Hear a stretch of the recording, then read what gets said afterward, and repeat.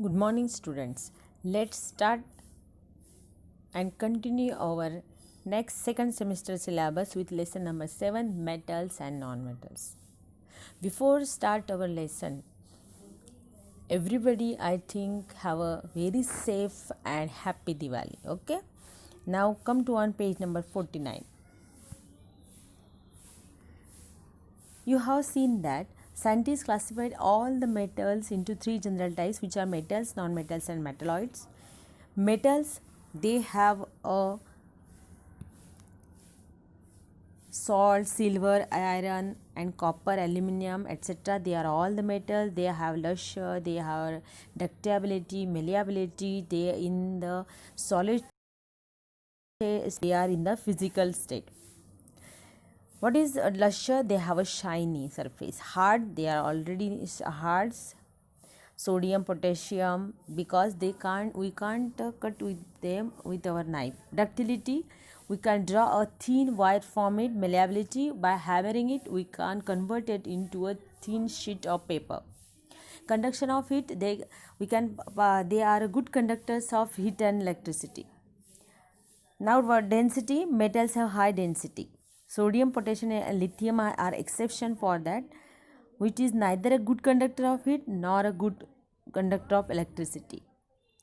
And also lower density of sodium, potassium, lithium. The density of lithium is only 0.53 gram per cubic centimeter.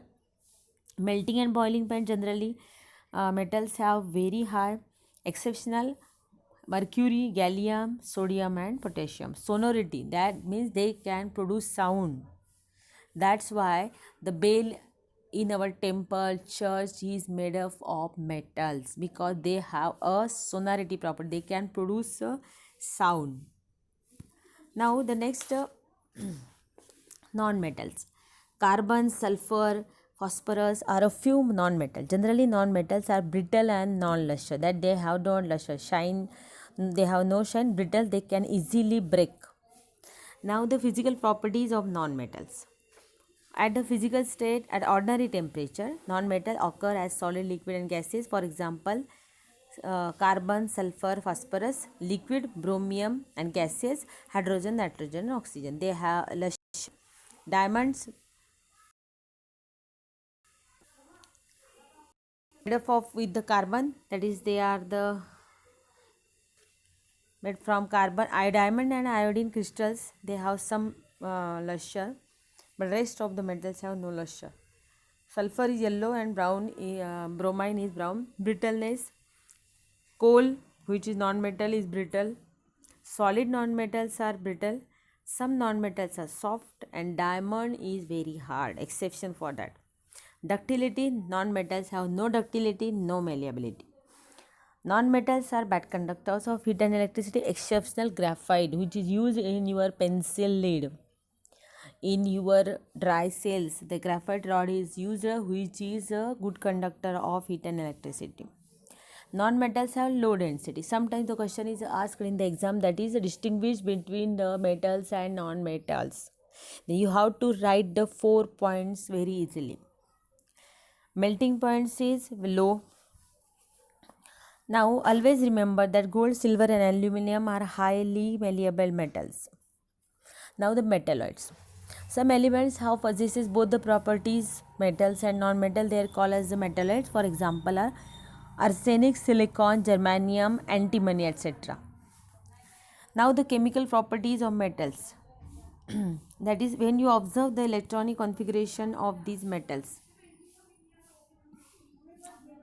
you found that sodium having 281, Mg 282, 283. That is, they have a giving property, they donate property to the other elements. For example, sodium, when you found the pictures of page number 50,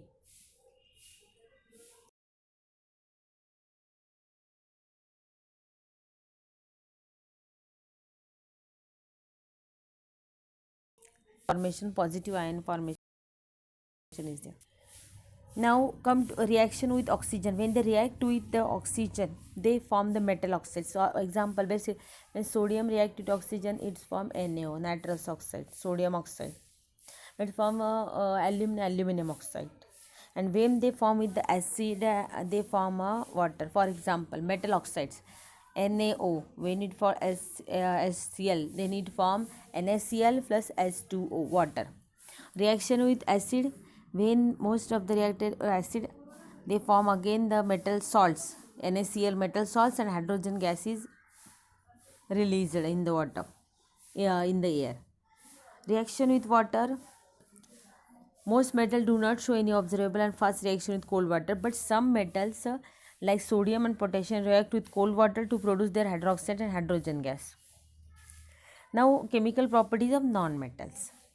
Electronic configuration, when you observe, that is they accept the electron, that's why they form a negative sign on their head. Look at here, 287, 7 electrons in its outermost shell. It's need 1 electron to complete its shell, that's why it's accept electrons. Always remember, metals donate electrons, non-metal accept electron, that's why they form positive sign cation, anion, positive non-metals. Then reaction with oxygen, the same as form non-metals are acidic in nature, they react with bases to form soluble in water.